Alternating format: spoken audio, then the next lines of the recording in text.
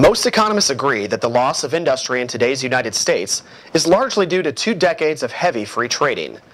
Because it favors corporations, free trade creates a system where the motivation for profits supersedes all other implications. The ends justify the means, and that motto is tearing the U.S. economy to pieces. The globalization of the employment market and the mobility of companies and capital has increased instances of corporations outsourcing to take advantage of lower wages and weaker regulations.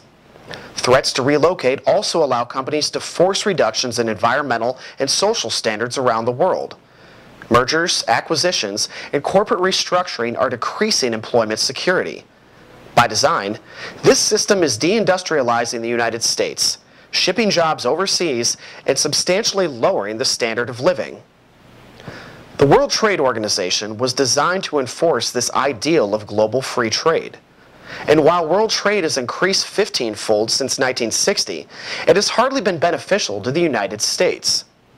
Since entering the WTO in 2001, trade with China alone has resulted in the loss of millions of American jobs. Under the current system, China overtly ignores its signed WTO agreement, defying the will of international law and blocking most American exports from its market. This practice is emblematic of how free trade overall is tilted in favor of moving industry overseas. Those fortunate enough to retain their jobs are watching their wages decrease as annual earnings continue to fall on a national level. American workers are put in direct competition with one another as more and more employers look to offshore production to nations with lower wage rates. As these displaced workers change jobs, they continue to lose out on income. Many experts and analysts refer to our situation as a jobless recovery. Yet that term in itself is essentially an oxymoron. Without jobs, there can be no true recovery.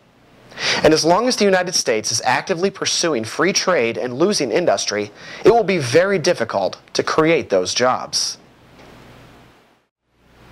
For more information, log on to economyincrisis.org and find out how you can make a difference.